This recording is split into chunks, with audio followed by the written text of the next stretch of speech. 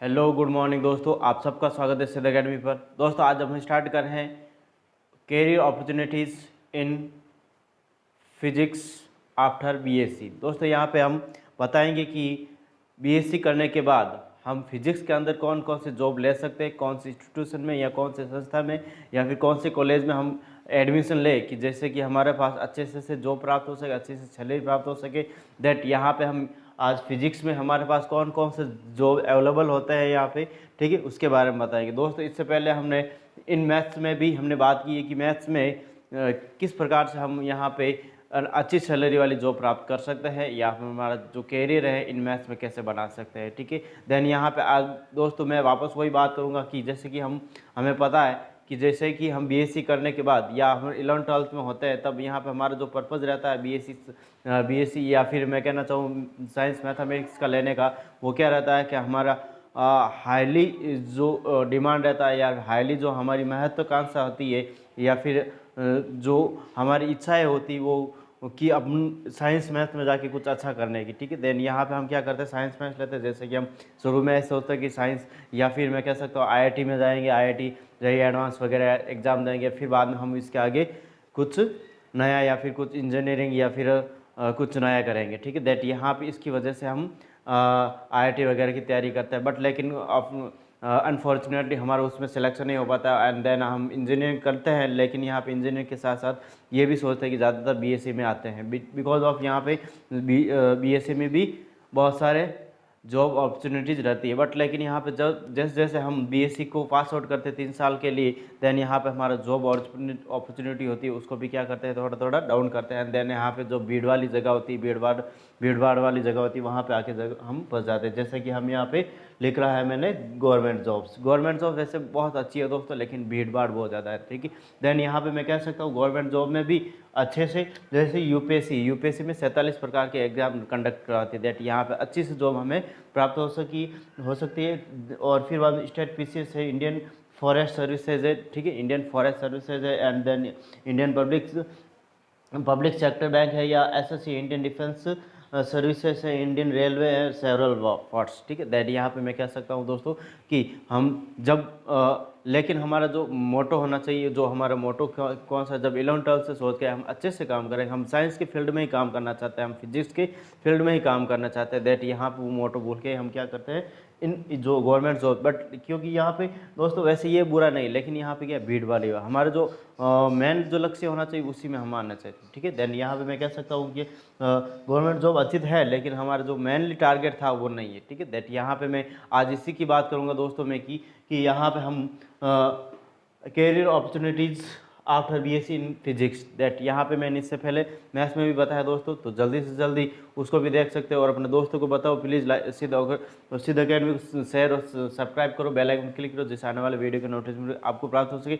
और देन दोस्तों यहाँ पे मैं इससे रिलेटेड यानी कि जो हमारे पास इन कैरियर अपॉर्चुनिटीज़ इन फिजिक्स में हमने बता रहे हैं और मैथ्स में बताया, केमिस्ट्री में, ऑल आवर सब्जेक्ट जो भी हमें अच्छा लगेंगे या फिर जो हमें पता नहीं, हमारे नॉलेज लेवल के लिए पता नहीं है, दैट यहाँ पे हम गाइडेंस करते रहेंगे दोस्तों। प्लीज़ सिद्ध अकेडमी को शेयर और सब्सक्राइब करें। दैट यहाँ पे मैं सबसे पहले बात करना चाहता हूँ बीएससी फिजिक्स के बाद यहाँ पे देखो दोस्तों अलग स्टेप बाय स्टेप चलेंगे। पहले यहाँ पे एमबीए एमसीए, फिर बाद गवर्नमेंट जॉब्स, फिर बाद में यहाँ पे इसके बाद एमएससी, फिर बाद में एमएससी के बाद में हमारे पास क्या क्या कर सकते हैं। दैट यहाँ पे हमारे स्टेप बाय स्टेप सबसे पहले यहाँ पे बीएससी के अंदर हमारे पास कौन कौन सी जॉब हो सकती है। दैट यहाँ पे इसके बाद हमारे पास एमएससी, जैसे जैसे हम आगे बढ़ेंगे वैसे वैसे हमारा जॉब का पिटारा खुलता जाएगा। दैट यहाँ पे हमारे पास बहुत ज़्यादा अपॉर्चुनिटीज़ रहती है आफ्टर बीएससी के बाद। दैट यहाँ पे मैं आफ्टर एमएससी के बाद, दैट यहाँ पे मैं कह सकता हूँ दोस्तों सबसे पहले कि हम बीएससी करते हैं, बीएससी फिजिक्स इन, यानी कि हम अगर इंटरेस्टेड इन फिजिक्स है, दैट यहाँ पे मैं कह सकता हूँ कि दोस्तों आप यहाँ पे एमबीए कर सकते हो, ठीक है। देन एमबीए इज मैनेजमेंट होता है यहाँ पे, और यहाँ से अच्छे कॉलेज करने के लिए यहाँ पे हमें केट का एग्ज़ाम दे सकते हैं, केट का एग्ज़ाम दे सकते हैं, जैसे कि यहाँ पे एफएमएस है और आईआईएम है। दैट यहाँ पे इस प्रकार से हम दोस्तों इसको कर सकते हैं। और यहाँ पे हमारा जो ईयरली पैकेज होता है लाखों में होता है, लाखों करोड़ों में भी हो सकता है। दैट यहाँ पे is very very important for this after BSc वैसे यहाँ पे कोई भी कर सकता है, लेकिन दोस्तों यहाँ पे बीएससी फिजिक्स वाला ये एमबीए कर सकता है। इसके बाद मैं बात करना चाहूँ यहाँ पे एमसीए दोस्तों यहाँ पे it's very important for BCA students. That यहाँ पे मैं कह रहा हूँ दोस्तों कि यहाँ पे जो बीसीए स्टूडेंट होते हैं वो 12th के बाद जनरली बीसीए करने के बाद एमसीए करते हैं, बट लेकिन मैं कहना चाह रहा हूँ बीएससी जो फिजिक्स के स्टूडेंट होते हैं या बीएससी करने के बाद बीएससी वाले स्टूडेंट वो क्या कर सकते हैं, एमसीए भी कर सकते हैं। बिकॉज ऑफ यहाँ पे अगर हम बीएससी प्लस एमसीए करते हैं, दैट यहाँ पे दोनों को कमेंट बीटेक के बराबर होता है और बीटेक की पैरेलल ही हमें सैलरी लगभग मिलती है, लगभग 25 लाख 30 लाख रुपए हमारा सालाना पैकेज मिनिमम कह रहा हूँ दोस्तों। दैट यहाँ पे हमें अच्छे से कॉलेज के लिए यहाँ पे हमें अलग अलग एग्जाम देने पड़ते हैं, जैसे यहाँ पे निम सेट हो गया, बीएचयू हो गया, हैदराबाद यूनिवर्सिटी हो गया, जेएनयू हो गया। दैट यहाँ पे इस प्रकार से कॉलेजेज होते हैं यहाँ पे और हम यहाँ से करते हैं। दैट यहाँ पे मैं निम सेट के बारे में बताना चाहूँ तो दोस्तों यहाँ पे निम सेट का इट मीन्स यहाँ पे जैसे इंजीनियरिंग के अंदर सबसे हाईएस्ट जो होता है वो होता है आईआईटी और जेईई एडवांस। दैट इसी के नीचे जो लो लेवल में होता है इसी के जस्ट नीचे एनआईटी होता है, जस्ट लाइक ए निमसेट है। दैट यहाँ पे मैं कह सकता हूँ बीएससी करने के बाद दोस्तों आप एमसीए कर सकते हो, और एमसीए करने के लिए आपको एक चीज़ होना चाहिए ज़रूरी कि यहाँ पे इंटरेस्टेड इन कंप्यूटर। दैट यहाँ पे लाइक मैं कह सकता हूँ कोडिंग डिकोडिंग जावा वगैरह जो हमारा बेसिक चीज़ें वो हमारे पास कवर होनी चाहिए, इसी तो ही हमारे पास ये चीज़ें कवर होगी। दैट नहीं बाकी का नहीं हो सकते। जिस स्टूडेंट को यहाँ पे हमें बीएससी फिजिक्स, वैसे यहाँ पे मैं कहना चाहता हूँ कि बीएससी फिजिक्स वाले स्टूडेंट को थोड़ा कम ही इंटरेस्टेड रहता है यहाँ पे कंप्यूटर वगैरह में। दैट यहाँ पे रिकमेंड है, थोड़ा करना कठिन ही होगा लेकिन यहाँ पे कर सकते हो। जिस बच्चे को कंप्यूटर नॉलेज है वो कर सकता है, ठीक है। और इसके करने के बाद हमारे पास अच्छे से सैलरी पैकेज हम सालाना पा सकते हैं। दैट यहाँ पे मैं आगे बात करना चाहता हूँ। और यहाँ पे जो जिस भी कॉलेज से करना है वो टॉप कॉलेज से करना है। देखो यहाँ पे मैंने लगभग कुछ एक कॉलेज के नाम लिखे हैं मैंने टॉप कॉलेज। दैट यहाँ पे मैं कह सकता हूँ एस्ट संत स्टेफेंस या हिंदू कॉलेज या फिर हंसराज कॉलेज या फिर मिर्दा हाउस श्री वेंकटेश्वर या फिर सेंट जेवियर्स, इस प्रकार से ये टॉप कॉलेजेज है by condition of government data, ठीक है। यानी कि गवर्नमेंट डाटा से या टॉप कॉलेजेस इस प्रकार से लिए हुए दोस्तों यहाँ पे। दैट यहाँ पे मैं कह सकता हूँ या फिर हम IISc BS, ठीक है, ये यहाँ पे दोस्तों बेंगलुरु में है। और यहाँ पे जेईई मेंस और जेईई एडवांस या फिर KVPY के थ्रू यहाँ पे एग्जाम देके इसमें एडमिशन ले सकते हैं। दैट यहाँ पे मैं कहना चाहूँ दोस्तों, तो यहाँ पे जो MBA है या फिर MCA है या फिर मैं कह सकता हूँ टॉप कॉलेजेज है, इनके लिए काफ़ी बेटर रहती है, ठीक है। दैट यहाँ पे इस प्रकार से दोस्तों। फिर बाद में आगे मैं बताना चाहता हूँ गवर्नमेंट जॉब्स के बारे में। गवर्नमेंट जॉब वैसे मैंने अभी भी बताया, दैट यहाँ पे क्या है दोस्तों, भीड़ वाली जगह। दैट यहाँ पे अगर कंपटीशन करते हैं और कंपटीशन हम फाइट होते हैं तो यहाँ it's very better for him या आवर, ठीक है। दैट यहाँ पे मैं कह सकता हूँ यहाँ पे कि दोस्तों यहाँ पे UPSC state PCS Indian forest services है, पब्लिक सेक्टर है या फिर बैंक है या SSC इंडियन डिफेंस सर्विसेज है, इंडियन रेलवे या फिर मैं कह सकता हूँ इनमें बहुत सारी वैकेंसीज होती है, हज़ारों में वैकेंसी तो हर साल वैकेंसी निकलती, बट लेकिन इसमें कंपटीशन बहुत ज़्यादा रहता है। और यहाँ पे मैं बताना चाहूँ लगभग जैसे UPSC जैसे एग्जाम में 0.1% यहाँ पे कह सकता हूँ मैं कंपटीशन या रहता है या फिर रिजल्ट रहता है। दैट यहाँ पे मैं इसमें भी आप फॉर्म भर सकते हैं। या फिर हम इसके बाद यहाँ पे दोस्तों अगर हम और भी कुछ करना चाहें, जैसे यहाँ पे इसके साथ अगर मैं बीएड कर लेता हूँ, BSc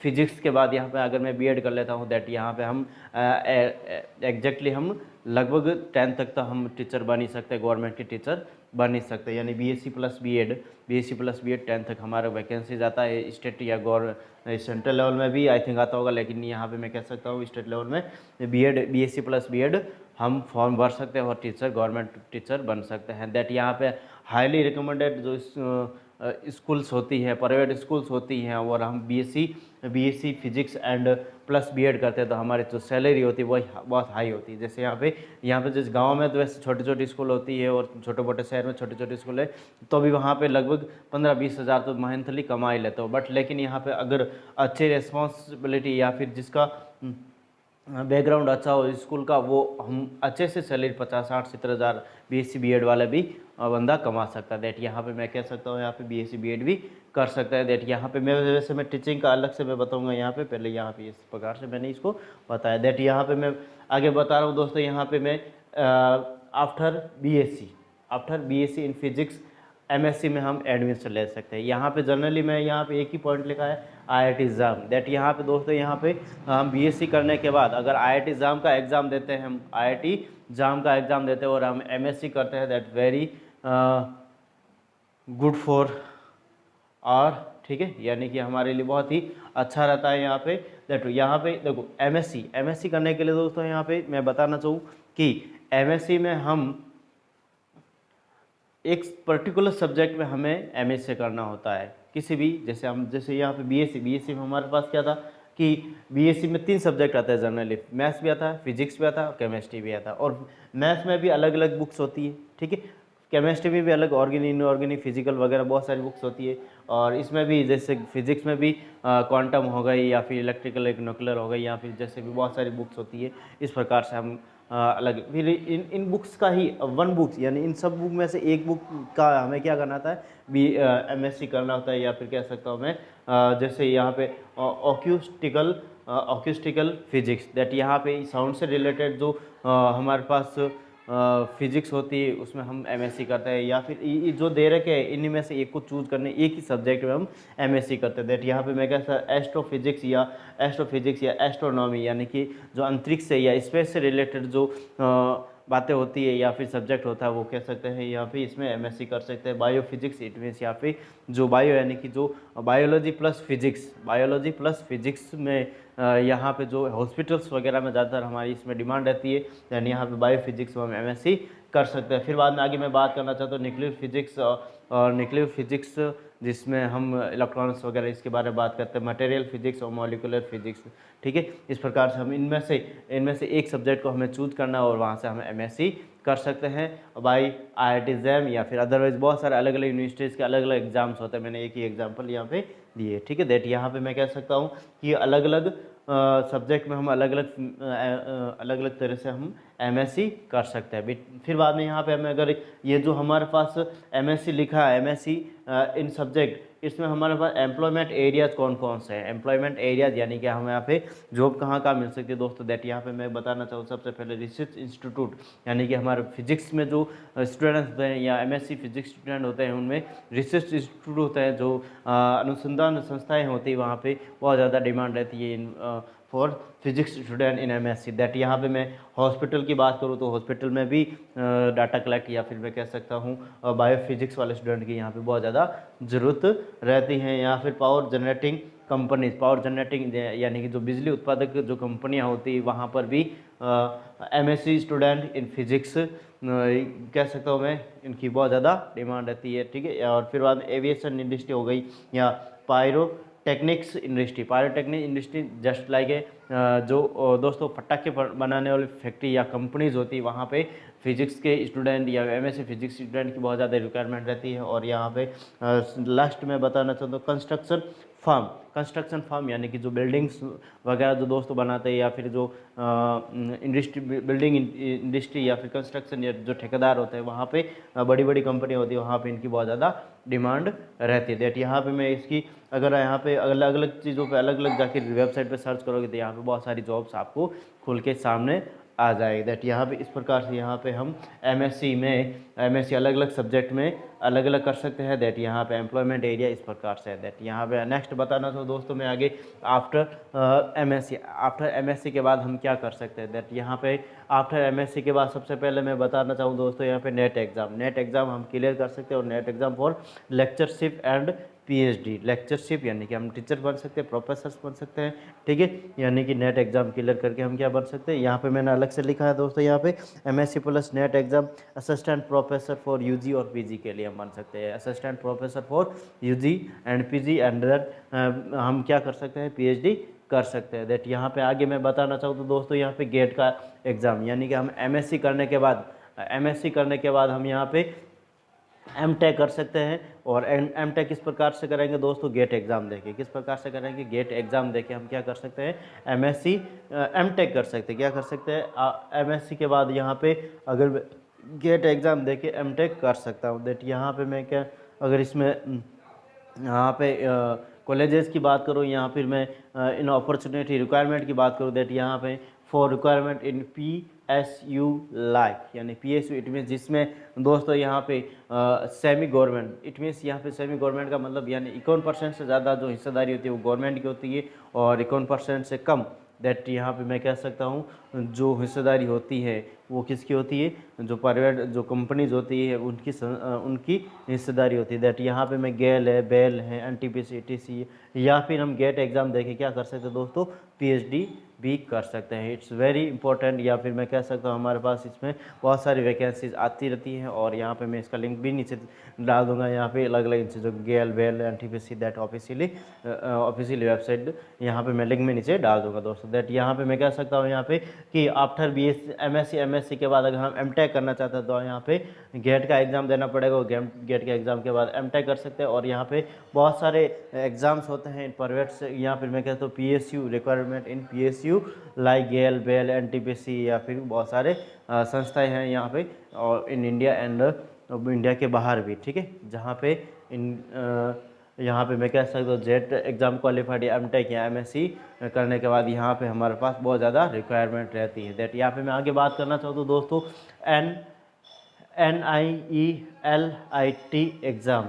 ये दोस्तों यहाँ पे साइंटिफिक या टेक्निकल जो साइंटिफिक टेक्निकल होता है उसमें हमारे पास टेक्निकल असिस्टेंट के लिए यहाँ पे बहुत सारे जॉब्स रहते हैं हमारे पास। ये एग्ज़ाम कंडक्ट करवाते हैं यहाँ पे NIELIT, ठीक है, जिसमें हम साइंटिफिक या फिर टेक्निकल असिस्टेंट बन सकते हैं, या फिर मैं कह सकता हूँ साइंटिफिक ऑफिसर हम यहाँ पे बन सकते हैं। दैट यहाँ पे मैं नेक्स्ट बात करना चाहता हूँ पोस्ट MSc डिप्लोमा।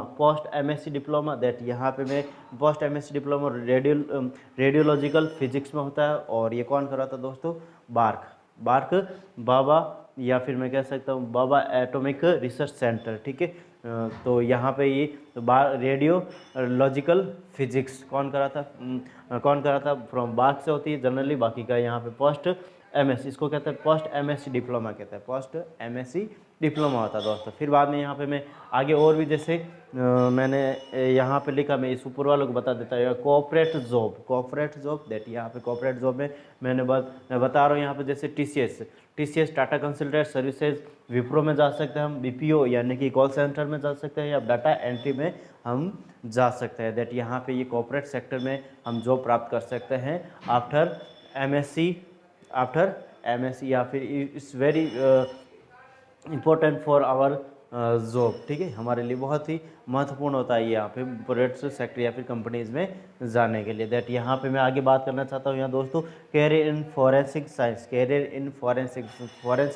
मीन्स यहाँ पे दोस्तों लैब में काम करना होता है। जैसे यहाँ पे CID वगैरह नाटक देते हैं, वो जो किसी का मर्डर होता है, या फिर DNA टेस्ट करना, या फिर खून की जांच करना, यानी कि यहाँ पे इस प्रकार से जो कार्य होता है लैब में वो करते हैं। CID हम जैसे देखते हैं यहाँ पे आप सब लोग देखते होंगे CID को। दैट यहाँ पे उसमें क्या क्या होता है, यानी कि लैब होती है, लैब के अंदर हमारे पास जिसका मर्डर होता है उससे खून की जाँच करना, या फिर बाल में DNA के टेस्ट करना, या फिर अपराधी को वगैरह पकड़ने के लिए यहाँ पे इसका लैब में काम रहता है। दैट यहाँ पे इसको दोस्तों UPSC कंडक्ट करवाता है, SSC कंडक्ट कर रहा है, स्टेट इलेक्शन बोर्ड भी इसको कंडक्ट करवाता है इस एग्ज़ाम को। दैट यहाँ पे separate exam for forensic lab, इसके लिए सेपरेट अलग से एग्ज़ाम होता है फॉरेंसिक लैब में, ठीक, लैब के लिए यहाँ पे UPSC SSC state selection board conduct separate exam for forensic lab. That यहाँ पे मैं कह सकता हूँ it's very important for our कि यहाँ पे फॉरेंसिक या फिर कैरियर इन फॉरेंसिक साइंस, ठीक है। दैट यहाँ पे मैं आगे बताना चाहता हूँ दोस्तों हम MSc के बाद MPhil या PhD कर सकते हैं, यानी कि फिलोसफी दैट, ठीक है, MPhil यानी कि फिलोसफी हम पढ़ सकते हैं। हमें अगर MSc करने के बाद हमें इच्छा होती है दोस्तों कि हम फिलोसफी पढ़ेंगे, दैट यहाँ पे हम फिलोसफी पढ़ सकते हैं। और यहाँ पे मैं बताना चाहूँ यहाँ पे जैसे Indira Gandhi institute of development and research centres या रिसर्च सेंटर से हम यह करना चाहते हैं, रिसर्च से करना चाहते हैं। दैट यहाँ पे हमारे पास it's very big opportunity for our scholarship. यहाँ पे दोस्तों लगभग 25-30 हज़ार रुपये हमें क्या मिलती है, स्कॉलरशिप मिलती है, ठीक है। बाकी का जैसे हम PhD भी कर सकते हैं इसमें, ठीक है। Indira Gandhi institute of development and research से हम अगर एमफिल या पीएचडी करते हैं दैट यहाँ पे हमारे पास लगभग 25,000 या 30,000 के लगभग हमें स्कॉलरशिप मिलती है दोस्तों। यहाँ पे अदरवाइज जो भी कॉलेज होती है स्कॉलरशिप पीएचडी में लगभग सब कॉलेजेस में मिलती है, बट लेकिन यहाँ पे मैं एमएससी की बात करना चाहता हूँ। एमएससी में हमें कोई भी किसी भी टाइप की स्कॉलरशिप नहीं मिलती है। दैट मीन यहाँ पे 1,000-2,000 रुपये मिलते होंगे किसी न किसी कॉलेज में, दैट ज़्यादा नहीं मिलते हैं। यहाँ पे अगर मैं एमटेक की बात करना चाहता हूँ तो एमटेक वाले बच्चों को भी 7-8 हज़ार रुपये मिलते हैं। डेट इंजीनियरिंग वाले में इसमें मिलते हैं, बीटेक वालों को कुछ भी नहीं मिलता। आई थिंक दैट यहाँ पे मैं कहना चाहता हूँ यहाँ पे एमफिल और पीएचडी कहाँ से करनी चाहिए दोस्तों, हमें यहाँ पे Indira Gandhi institute of development and research, और यहाँ पे हमें 25,000 रुपये का यानी कि हमारा जो खर्चा होता है, यानी कि जैसे पढ़ने वाले बच्चे के लिए थोड़ा मुश्किल ही होता है पढ़ना, ठीक है, यानी कि अपने खर्चे निकालना मुश्किल होता है, पढ़ना तो ठीक है पढ़ लेते हैं, लेकिन खुद उसके लिए थोड़ा सिंपल ही हो जाता है, सरल ही हो जाता है। दैट यहाँ पे मैं कह सकता हूँ। और यहाँ पे जो एमफिल या PhD Indira Gandhi institute of development या रिसर्च सेंटर, इसके लिए हमें नॉन नीड फॉर नेट और जेआरएफ, यानी कि हमें नेट और जेआरएफ यानी कि जनरली क्या होता है दोस्तों, यहाँ पे एमएससी करने के लिए या फिर किसी भी टाइप का हमें कोर्स करना है, ठीक है, दैट यहाँ पे जैसे नेट एग्ज़ाम है या फिर गेट एग्ज़ाम है, ये देना पड़ता है। दैट यहाँ पे मैं Indira Gandhi institute of development and research centre में अगर हम रिसर्च में अगर एडमिशन लेते हैं तो इसके लिए हमें नेट या जेआरएफ की हमें रिक्वायरमेंट नहीं रहती। इसके लिए हमें अलग से एग्ज़ाम देना पड़ती है, सेपरेट एग्ज़ाम करवाती है दोस्तों। यहाँ पे सेपरेट टेस्ट प्लस इंटरव्यू, यानी कि हमारे इसका सिलेक्शन होता है, सेपरेट टेस्ट होता है प्लस इसका इंटरव्यू भी होता है, इसके माध्यम से इसमें इसके होता है दोस्तों सिलेक्शन होता है। दैट यहाँ आफ्टर ऑल दोस्तों मैं अगर मैं TIFR की बात करूँ, TIFR एग्ज़ाम जो हमें क्या कराती है दोस्तों, पीएचडी करवाता है ये भी, ठीक है। यहाँ इस एग्ज़ाम की मैं बात करूँ दैट यहाँ पे हम इसका full form Tata institute of fundamental research, जो कहाँ पे स्थित है, पुणे, बेंगलोर या हैदराबाद में स्थित है। यहाँ से हम क्या कर सकते हैं, पीएचडी कर सकते हैं। और इसके पहले में जस्ट का एग्ज़ाम होता है, नेक्स्ट का एग्ज़ाम होता है, इस प्रकार से हम कर सकते हैं। दैट यहाँ पे यहाँ पे ये भी हमारे लिए इम्पोर्टेंट रहता है। और यहाँ पे अगर ये सिलेक्शन हो जाता है दैट यहाँ पे हमारे पास सैलरी लाखों में होती है, कोई कंपनी हमें सेलेक्ट करती है। दैट यहाँ पे मैं कह सकता हूँ कि Tata institute of fundamental research Pune, Bangalore और हैदराबाद में ये स्थित है। और भी वो बहुत सारे कॉलेजेस हैं जहाँ पे से हम पीएचडी वगैरह कर सकते हैं। दैट यहाँ पे आगे मैं बात करना चाहूँ तो दोस्तों कि लेक्चरर या फिर लेक्चर और या प्रोफेसर, ठीक है, प्रोफेसर कैसे बन सकते हैं यदि हम यहाँ पे दोस्तों एमएससी प्लस बीएड करते हैं। यहाँ पे मैंने सबसे पहले देखो यहाँ पे मैंने लिखा नहीं है, अगर बीएससी के बाद अगर बीएड करते हैं दैट यहाँ पे 10th स्टैंडर्ड तक तो टीचर बन ही सकते हैं, ठीक है। यहाँ पे मैं बीएससी या मैंने बताया था, लेकिन यहाँ पे मैं लिख देता हूँ, ठीक है। बीएससी के बाद हम बीएड करते हैं दैट 10th स्टैंडर्ड तक तो हम टीचर बन ही सकते हैं। और हाईली क्वालिफिकेशन या फिर मैं कह सकता हूँ हमारे पास हाईली क्वालिफिकेशन है या फिर जो रेपुटेशंस स्कूल होती है, प्राइवेट स्कूल, यहाँ पे हमें अच्छे से सैलरी प्राप्त कर सकते हैं 70-80 हज़ार, या फिर नॉर्मली हम जो गाँव या फिर छोटे मोटे कस्बे होते हैं वहाँ पर भी 20-25 हज़ार तो हम आराम से कमा सकते हैं। लेकिन यहाँ पे मैं कह रहा हूँ दोस्तों यहाँ पे लेक्चरर या प्रोफेसर, ठीक है, तो यहाँ पे इसके लिए हमें एमएससी प्लस बीएड करते हैं। एमएससी प्लस बीएड देन यहाँ पे जूनियर कॉलेजेस में हम क्या कर सकते हैं, टीचर बन सकते हैं, जब प्राइवेट और गवर्नमेंट में हम बन सकते हैं। यानी एमएससी प्लस बीएड यानी junior college, it means 10th नहीं, यहाँ 11th और 12th को हम पढ़ा सकते हैं अगर हमें अच्छा नॉलेज होता है तब, ठीक है। देखो दोस्तों पढ़ाने के लिए हम देखो अगर हम प्रोफेसर या फिर लेक्चरर बनते हैं दैट यहाँ पे हमें पढ़ने या फिर जो हमारा टॉपिक है वो क्लियर होना चाहिए, ठीक है। टॉपिक क्लियर के बिना हम नहीं पढ़ा सकते। दैट यहाँ पे हमने अगर हमें जॉब इन टीचिंग लाइन में सर्च करनी है दैट यहाँ पे कैरियर इन टीचिंग लाइन में बना चाहते हैं दैट यहाँ पे किसी भी सब्जेक्ट का हमें नॉलेज बहुत ही ज़्यादा होना चाहिए। दैट यहाँ पे मैं कह रहा हूँ कि एमएससी प्लस बीएड करने पर हम जूनियर कॉलेज या फिर 11th 12th जो सीनियर स्कूल्स होती हैं वहाँ पे हम अच्छे से अच्छी सैलरी के साथ हम पढ़ा सकते हैं। या फिर हमारे पास it's very best opportunity for our life. That यहाँ पे मैं आगे बात करना, MSc plus NET exam clear करते हैं हम, MSc plus NET exam clear करते हैं दैट यहाँ पे assistant professor for UG and PG, यानी कि असिस्टेंट प्रोफेसर बन सकते हैं हम यूजी के लिए और पीजी के लिए भी। दैट यहाँ पे अगर मैं एमएससी प्लस पीएचडी करता हूँ असिस्टेंट प्रोफेसर और साइंटिस्ट भी बन सकते हैं, यानी assistant professor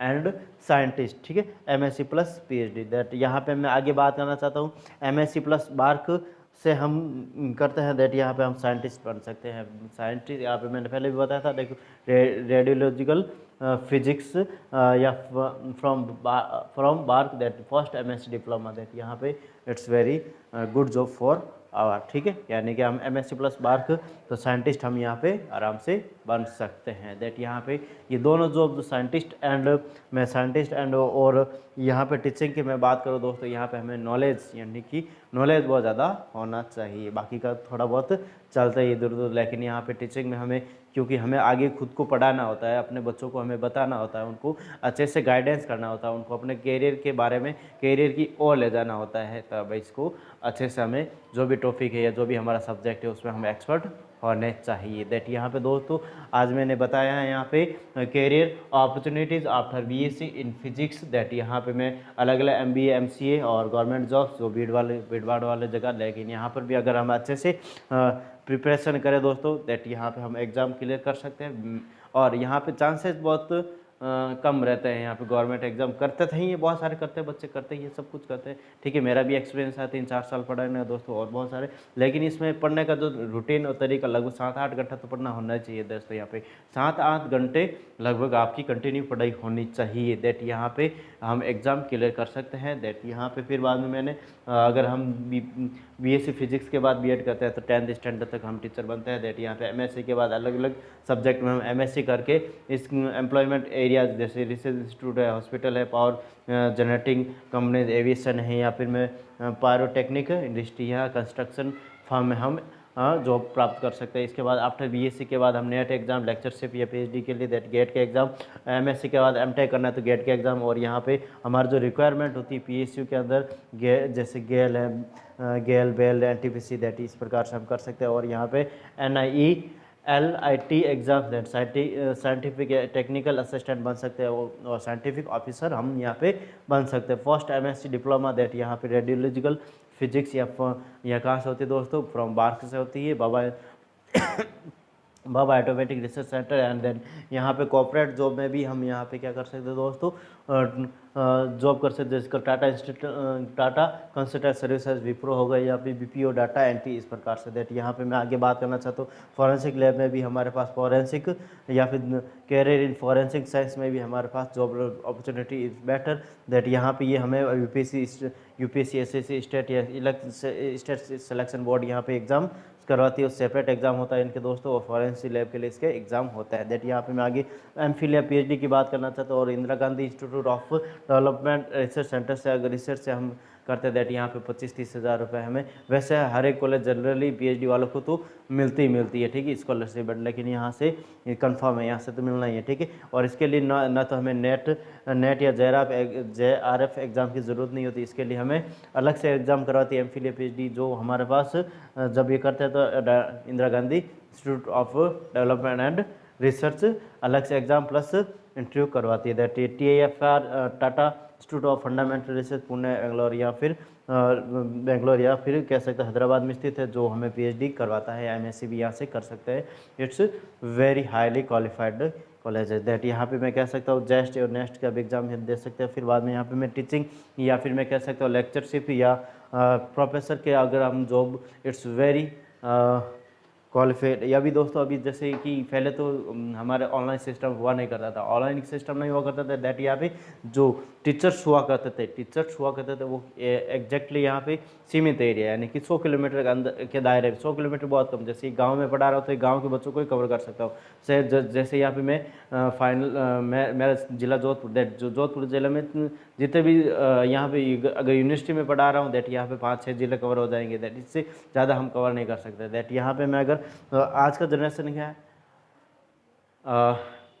digital India, that यहाँ पे हम डिजिटल इंडिया के माध्यम से हम ऑनलाइन यूट्यूब पे ऑल इंडिया ऑल वर्ल्ड को कवर कर सकते हैं। दैट यहाँ पे आज की जनरेशन में हमारे पास जो टीचिंग स्कोप है, it's very highly profession for all the teacher. That यहाँ पे हम ऑल इंडिया के स्टूडेंट के साथ, हम ऑल इंडिया की टीचर्स के साथ या कॉलेजेस के साथ हम जुड़ सकते हैं। दैट यहाँ पे it's very important for lecture या फिर मैं कह सकता हूँ प्रोफेशन। यहाँ पे हमारे पास सैलरी भी अभी, जैसे पहले तो क्या होता था, जैसे अभी जनरली मैं बात करूँ दोस्तों, यहाँ पे हिंदी का जो टीचर था कंपटीशन की तैयारी करने वाला, या फिर जीके वगैरह जो पढ़ाने वाले टीचर होते की सैलरी बहुत कम हुआ करती है। दैट यहाँ पे ये कि पर्टिकुलर एरिया की स्टूडेंट को ही कहता है दैट यहाँ पे उनकी फीस भी कम ही रहती है और फीस हाई भी रहती है तो भी इतने स्टूडेंट नहीं होते। दैट यहाँ पे लगभग 50-60 हज़ार रुपये इसकी मैक्सिमम सैलरी होती है। दैट यहाँ पे अगर मैं ऑनलाइन यूट्यूब की बात करता हूँ या फिर किसी भी संस्था के साथ जुड़ के हम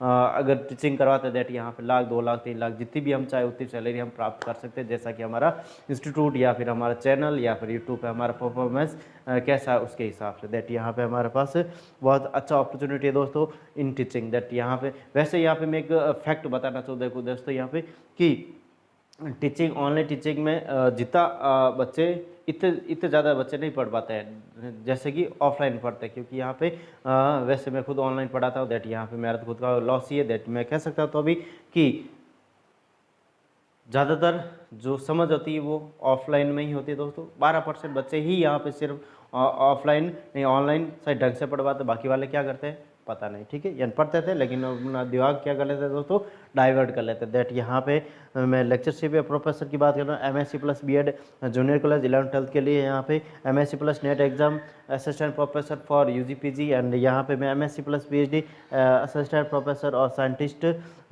MSc प्लस बाहर का साइंटिस्ट बन सकते हैं। दैट इस प्रकार से हम इसको कर सकते हैं। देन दोस्तों आज के लिए बस इतना ही, और यहाँ पे अगर इसमें किसी भी प्रकार तो छोटा मोटा डाउट है दोस्तों मुझे कमेंट करके बता सकते हो, उसका जवाब आपको मिलेगा। और आगे मैं बात करना चाहता हूँ। दैट आज के लिए बस इतना ही। प्लीज़ सीधा अकेडमी को शेयर और सब्सक्राइब करें, बेल आइकन पर क्लिक करें जिससे आने वाले वीडियो के नोटिफिकेशन आपको प्राप्त हो सके। दैट इसी प्रकार के दोस्तों यहाँ पे हम और भी आगे अलग अलग सब्जेक्ट में हम अपॉर्चुनिटी इन जॉब्स यानी स्टूडेंट के लिए हम गाइडेंस करते रहेंगे, ठीक है। दैट हम वैसे BSc की क्लासेस ले रहा हूँ दोस्तों, मैं BSc फर्स्ट ईयर और फाइनल ईयर की अभी 8% टाइम है। तो यहाँ पे अगर BSc मैथ्स का स्टूडेंट है दोस्तों तो प्लीज़ वहाँ पे क्लासेस जाके अटेंड कर सकता है, और क्लासों में भी किसी प्रकार का आई थिंक डाउट तो नहीं होना चाहिए, लेकिन यहाँ पे हो तो प्लीज़ कमेंट करके बता सकते हो। तो आज के लिए बस इतना ही। और आज का मैं एक कोटेशन है दोस्तों, मैं इस प्रकार से बताना चाह रहा हूँ, देखो कि जैसे सूर्य धीरे धीरे निकलता है और दुनिया को प्रकाशित करता है, ऊपर उठता है, धीरे धीरे ऊपर उठता है और दुनिया को प्रकाशित करता है। सूर्य धीरे धीरे निकलता है और धीरे धीरे ऊपर उठता है और मैं कहना चाहूँ दुनिया को प्रकाशित करता है। तो उसी तरह सब्र के साथ जो व्यक्ति आगे बढ़ता है, यानी जैसे जैसे सूर्य धीरे धीरे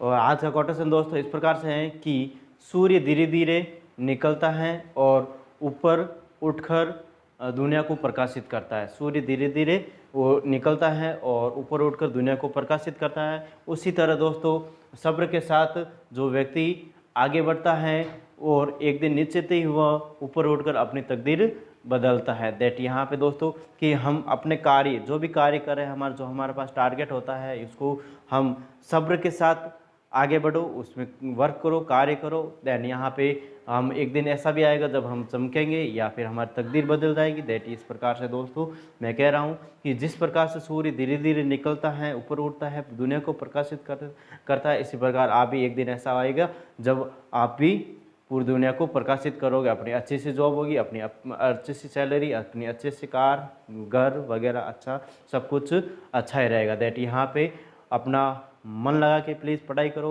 और दूसरी चीज़ों पे अपना ध्यान मत दो। और प्राइमरी जो हमारा इश्यूज़ होना चाहिए या फिर टारगेट होना चाहिए वो एजुकेशन होना चाहिए। इसके बाद जो हमारे पास खेल कूद है या फिर जो भी हमारे पास मज़े लेने होते हैं ज़िंदगी में वो बात के बाद में, ठीक है। प्राइमरी हमारे पास जो टारगेट होना चाहिए वो क्या होना चाहिए, वो होना चाहिए एजुकेशन, टीचिंग या फिर कह सकता हूँ एजुकेशन या पढ़ना, ठीक है। बाद में बाकी का काम। दैट यहाँ पे आज के लिए इतना ही दोस्तों।